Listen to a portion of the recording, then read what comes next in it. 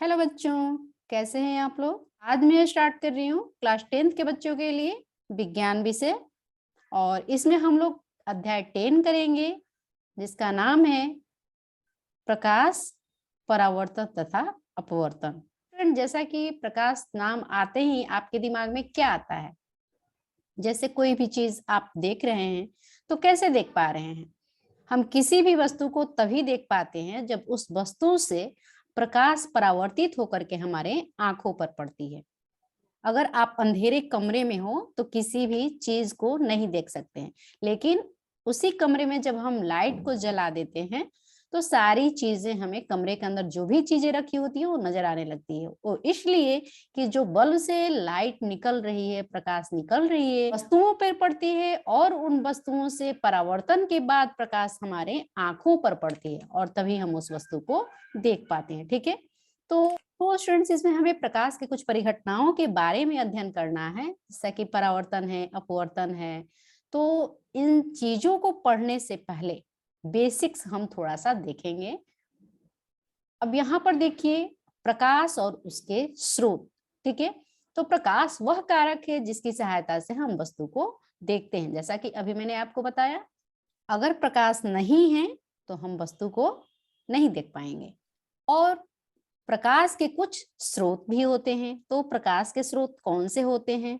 जिस किसी भी वस्तु से जब प्रकाश निकलती है तो उस वस्तु को प्रकाश का स्रोत कहते हैं। ठीक है, और ये प्रकाश स्रोत जो होती है मुख्यतः दो तरह की होती है। देखिए यहाँ पर नंबर 1 जो है प्राकृतिक प्रकाश स्रोत। अब प्राकृतिक प्रकाश स्रोत किसे कहते हैं? तो वैसी वस्तुएं जो ब्रह्मांड में प्राकृतिक रूप से विद्यमान है और उनसे प्रकाश उत्पन्न हो रही है, तो उन्हें हम प्राकृतिक प्रकाश स्रोत कहते हैं। जैसे सूरज हो जाएगा, तारे, जुगनू, स्टारफिश, ये सारे जो होते हैं खुद प्रकाश उत्पन्न करते हैं, इसलिए इनको प्राकृतिक प्रकाश स्रोत कहेंगे। और दूसरा जो होता है आपका कृत्रिम प्रकाश स्रोत। तो वैसी वस्तुएं जिनका निर्माण मनुष्य ने किया है प्रकाश उत्पन्न करने के लिए, उनको कृत्रिम प्रकाश स्रोत कहते हैं। जैसे मोमबत्ती आदमी ने बनाया है, ये प्रकाश को उत्पन्न करती है।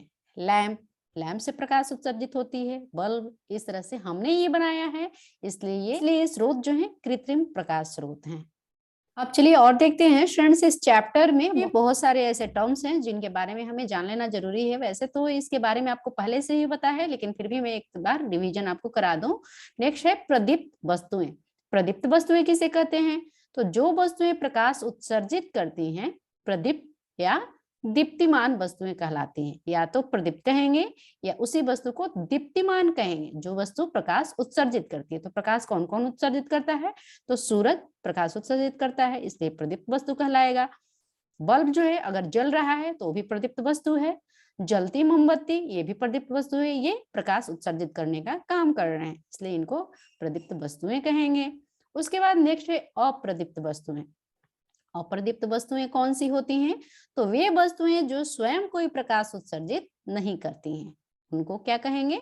अप्रदीप्त वस्तु कहेंगे। जैसे टेबल हो गया, कुर्सी हो गई, पुस्तक हो गई, ये खुद प्रकाश उत्सर्जित नहीं करते हैं, है ना। ये हमें दिखते हैं तभी जबकि इनसे होकर के प्रकाश हमारे आंखों तक आती है, और वो प्रकाश किसी और चीज का होता है, किसी प्रदीप्त वस्तु से उस पर प्रकाश पड़ती है और वो परावर्तित होकर हमारी आंखों तक आती है, इसलिए हम उनको देख पाते हैं। टेबल, कुर्सी, पुस्तक या कोई भी जो वस्तुएं होती हैं, और इनका खुद का प्रकाश नहीं होता है, इसलिए इनको अप्रदीप्त वस्तुएं कहेंगे।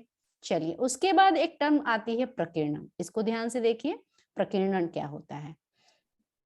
तो देखिए, सूरज जो है सबसे ज्यादा एनर्जी को प्रोड्यूस करने वाला होता है सोर्स। सबसे ज्यादा प्रकाश वहीं से आती है, सूरज से ही। और जब सूरज से प्रकाश आती है तो वायुमंडल में बहुत सारे धूलकण होते हैं और उन धूलकणों पर प्रकाश पड़ती है। और जब प्रकाश इन धूलकणों पे पड़ती है तो ये कुछ ऊर्जा को अवशोषित कर लेते हैं और फिर उसे चारों तरफ फैला देते हैं या वितरित कर देते हैं। इस प्रक्रिया को प्रकीर्णन कहते हैं। ठीक है, किसी भी वस्तु के दिखने के लिए जरूरी नहीं है कि डायरेक्ट सूरज का प्रकाश उस पर पड़े तभी हमें वो दिखाई देगा। सूरज का प्रकाश जो है वो धूल कणों से वायुमंडल में, हवाओं में जो अवशोषित कर लिया जाता है, ये कण जो है रिफ्लेक्ट करते हैं, उसी को फैला देते हैं और उसकी वजह से हम वस्तुओं को देख पाते हैं। ठीक है, तो इस तरह से ये जो प्रक्रिया है जिसकी वजह से हम वस्तु को देख पाते हैं उसको प्रकीर्णन कहते हैं। अभी रूम में हम बैठे हुए हैं तो डायरेक्ट हमारे रूम में सूरज की रोशनी नहीं आ रही है, लेकिन फिर भी हमें सारी चीजें नजर आ रही हैं, है ना। तो किस वजह से नजर आती हैं? इसी प्रकीर्णन की वजह से होती है। जो भी वातावरण में छोटे छोटे वायु या धूलकण होते हैं वो सूरज के प्रकाश को अवशोषित कर लेते हैं और उसके बाद उसके भाग को चारों तरफ फैला देते हैं, और यही प्रक्रिया प्रकीर्णन कहलाती है। और इस प्रकीर्णन की वजह से ही हम बाकी चीजों को देख पाते हैं। चलिए अब आगे देखते हैं। नेक्स्ट है प्रकाश की किरणें।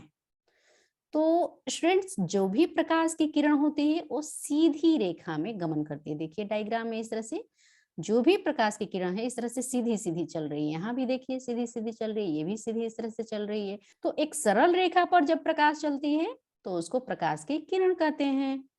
और ये जब प्रकाश की किरणें इस तरह से समूह में हो, बहुत सारी किरणें एक साथ समूह में इस तरह से जब दिखाई जाए तो उनको किरण पुंज कहते हैं। और ये किरण पुंज जो है 3 तरह के होते हैं। देखिए यहाँ पर ए में इस तरह से दिखाया जा रहा है, एक यहाँ पे पॉइंट है और यहाँ से प्रकाश की किरणें सीधी सीधी इस तरह से निकल रही हैं और ऐसा लग रहा है कि इस बिंदु से ये प्रकाश की किरणें आगे की तरफ फैल जा रही हैं। तो वैसी प्रकाश की किरण पुंज जो आगे की तरफ इस तरह से फैलती हुई हो उसको अपसारी किरण पुंज कहते हैं। नंबर 1 प्रकाश की किरण पुंज जो है वो कौन सी है? तो अपसारी किरण पुंज। वैसा किरण पुंज जिसमें किसी बिंदु से किसी स्रोत से प्रकाश की किरणें फैलती हुई नजर आए उसको अपसारी किरण पुंज कहेंगे। दूसरा है समानांतर किरण पुंज। तो वैसे किरणों का समूह जिसमें जो किरणें हैं वो एक दूसरे से समानांतर इस तरह से आगे की तरफ प्रोपगेट हो रही हो, बढ़ रही हो, तो ऐसी किरणों के पुंज को समानांतर किरण पुंज कहेंगे। और तीसरा जो है आपका अभिसारी किरण पुंज। ठीक है, देखिए ये बहुत सारी जो रे हैं, किरणों का जो समूह है अनंत से आ रही हैं और ऐसा लग रहा है कि सारी ये कहीं से आती हुई किरणें इस बिंदु पर फोकस हो जा रही हैं, एक ही जगह इकट्ठी हो जा रही हैं, कन्वर्ज हो जा रही हैं। तो इस तरह के किरणों के समूह को जो एक पॉइंट पे आकर एक बिंदु पे आकर के मिल जाए सारी, उसको अभिसारी किरण पुंज कहते हैं। तो अगर आपसे पूछा जाता है तो बोलेंगे कि 3 तरह की किरण पुंज होती है। पहला अपसारी किरण पुंज, दूसरा समानांतर किरण पुंज और तीसरा अभिसारी किरण पुंज। ठीक है, उसके बाद देखिए इस चैप्टर में और कौन से टर्म हमें देखने को मिलेंगे। पारदर्शी पदार्थ। पारदर्शी पदार्थ किसे कहते हैं? तो वे पदार्थ जिनसे होकर प्रकाश आसानी से पार कर जाता है। जिस पदार्थ से होकर प्रकाश की किरणें आसानी से पार कर जाएं उसको पारदर्शी पदार्थ कहते हैं। जैसे कांच। कांच से प्रकाश की किरण आसानी से आर पार चली जाएगी। पानी में भी प्रकाश की किरणें आसानी से पार कर जाती हैं, हवा में भी पार कर जाती हैं। तो ये जो भी कांच, पानी और हवा है वो पारदर्शी पदार्थ कहलाएगा। ठीक है, अब पारभासी पदार्थ किसे कहते हैं नेक्स्ट देखते हैं। डिफिनेशन देख लेते हैं। वे पदार्थ जो उन पर पड़ने वाले प्रकाश के छोटे से भाग को ही अपने में से होकर जाने देते हैं पारभासी पदार्थ कहलाते हैं।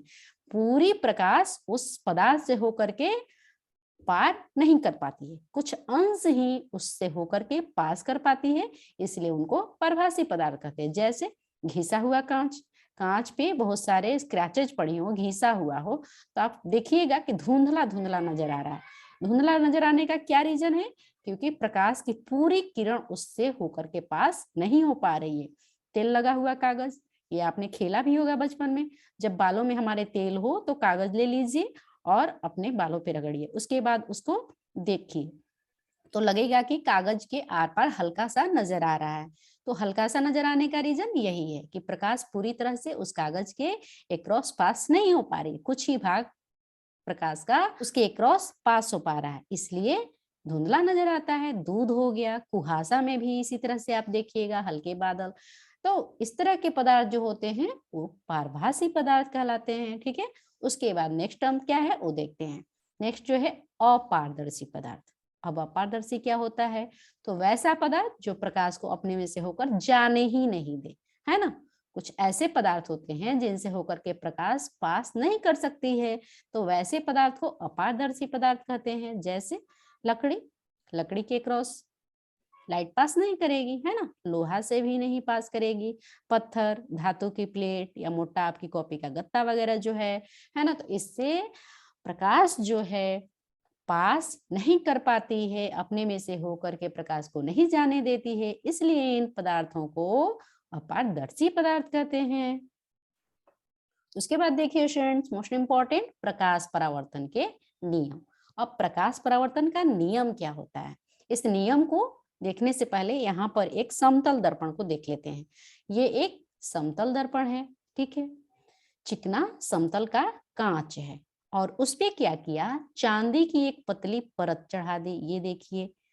और चांदी की पतली परत को चढ़ाने के बाद इस तरह से पेंट लगा देते हैं। तो अब ये जो आपका कांच है वो एक दर्पण की तरह बिहेव करने लगेगा, इसका व्यवहार एक समतल दर्पण की तरह हो जाएगा, इसमें अब फेस दिखने लगेगा। अब देखिए, ये समतल दर्पण को इस तरह से सिंबॉलिक वे में हम लोग रिप्रेजेंट करेंगे, एक लाइन खींचेंगे और इस तरह से शेडेड करके दिखा देंगे। कहने का मतलब ये है कि ये जो शेडेड पार्ट है वो परावर्तक सतह है।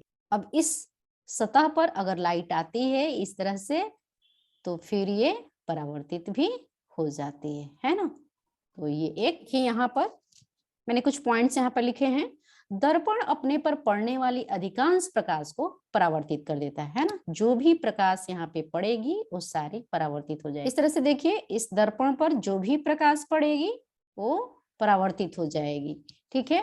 तो जिन नियमों का पालन करते हुए प्रकाश की किरण दर्पण से परावर्तित होती है, उन नियमों को प्रकाश के परावर्तन का नियम कहते हैं। अब देखिए स्टूडेंट्स, यहाँ पर एक डायग्राम बना हुआ है और इस तरह से ये यहाँ पर शेडेड करा हुआ पार्ट दिख रहा है। इट मीन्स कि क्या है, ये समतल दर्पण है, ठीक है। अभी हमने देखा था कि जो भी इस तरह का सिंबल कहीं नजर आएगा वो क्या हो जाएगा, समतल दर्पण हो गया।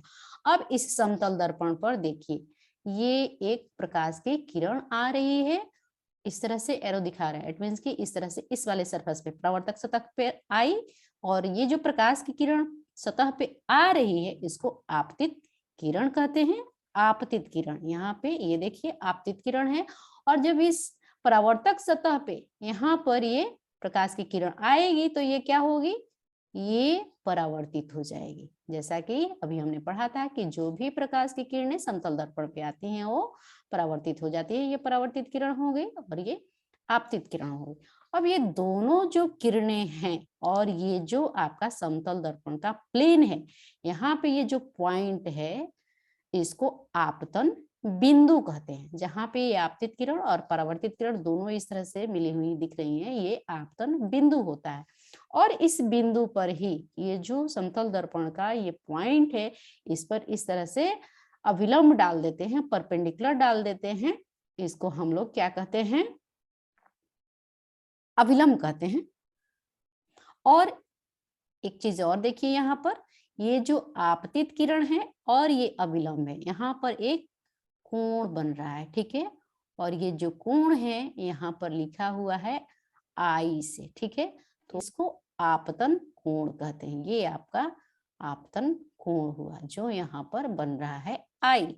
उसके बाद देखिए फ्रेंड्स, ये अभिलंब है और ये परावर्तित किरण है, इन दोनों के बीच में भी यहाँ पर एक कोण बन रही है इस तरह से, और इसको स्मॉल आर से लिखा हुआ है, और इस कोण का नाम है परावर्तन कोण। ये जो कोण बन रही है आर, वो परावर्तन कोण है।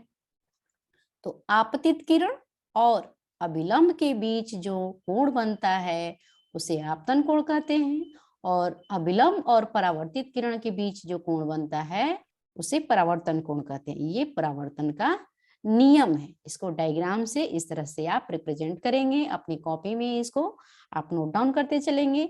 अब इसमें जो नियम है उसको स्टेटमेंट में हम लोग लिख देते हैं। लिखेंगे प्रकाश के परावर्तन के दो नियम है। कौन कौन से दो नियम हैं, तो देखिए यहाँ पर आपतित किरण, ये वाली आपतित किरण, दर्पण की आपतन बिंदु, जहां पर जिस पॉइंट पर ये किरण आई उसको आपतन बिंदु कहा, पर अविलंब, ये डॉटेड लाइन जो है वो आपका अविलंब है, तथा परावर्तित किरण, ये जो लौट के जा रही है किरण वो परावर्तित किरण, सभी एक ही तल में होते हैं। ठीक है, आपतित किरण आपतन बिंदु पर डाला गया अविलंब और ये परावर्तित किरण तीनों एक ही तल में होते हैं। ये प्रकाश परावर्तन का पहला नियम हो गया। उसके बाद दूसरा देखते हैं, आपतन कोण परावर्तन कोण के बराबर होता है। यहाँ पर आपतन कोण कौन सा है, देखिए अगर लिखते हैं यहाँ पर आपतन कोण बराबर, आपतन कोण कौन सा है, एंगल आई है और इसकी वैल्यू कितनी है, एंगल AON, आपतन कोण यही है ना, एंगल AON इक्वल टू आई। और परावर्तन कोण कौन सा है, परावर्तन कोण, परावर्तन कोण जो है आपका R है और ये परावर्तन कोण का नाम क्या है, एंगल NOB, इसकी वैल्यू R है। तो आपतन कोण परावर्तन कोण के बराबर होता है, मीन टू से कि angle I equal to angle R, आपतन कोण और परावर्तन कोण आपस में बराबर हैं, तो I इक्वल टू R इस तरह से लिखेंगे हम फॉर्मूले के फॉर्म में। ये आपका दूसरा नियम हो गया। ठीक है, अब स्टूडेंट्स एक चीज और देखिए, मोस्ट इंपॉर्टेंट चीज, समतल दर्पण पर लंबवत पड़ने वाली किरण का परावर्तन। यहाँ पे देख रहे हैं कि किरण जो है थोड़ी सी तिरछी आ रही है। ठीक है, तो यहाँ पे आपतन कोण दिखाया हमने आई, परावर्तन कोण दिखाया आर, लेकिन अगर समतल दर्पण पर कोई किरण इस तरह से आपतित हो कि वो 90 डिग्री का कोण बनाए इस आपतन बिंदु पर, ये आपका आपतन बिंदु है, इस तरह से किरण ये जो है आ रही है, यहाँ पे देखिए आपतित किरण लिखा हुआ है, और फिर वापस ये किरण जो है इसी डायरेक्शन में, ये देखिए यहाँ पर परावर्तित किरण मुड़ जा रही है।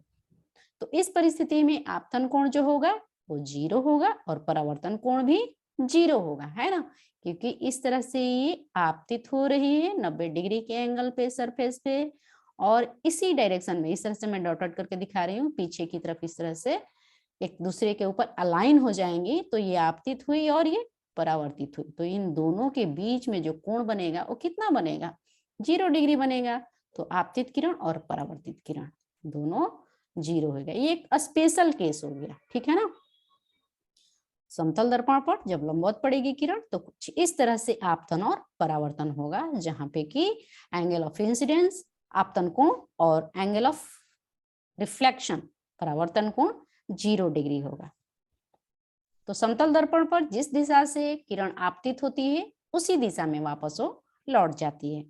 तो आज के लिए इस वीडियो में इतना ही। अगले वीडियो में हम लोग प्रतिबिंब के बारे में पढ़ेंगे समतल दर्पण में, और उसके बाद एक और गोलीय दर्पण भी पढ़ेंगे। तो समतल दर्पण और गोलीय दर्पण में प्रतिबिंब किस तरह से बनती है, कैसी होती है, वो नेक्स्ट वीडियो में करेंगे हम लोग। ठीक है, अगर आप चैनल पे फर्स्ट टाइम है तो आप चैनल को सब्सक्राइब कर ले, साथ ही बेल आइकन को भी प्रेस कर ले, ताकि जो भी मैं वीडियो बनाऊं आपको मिलती रहे।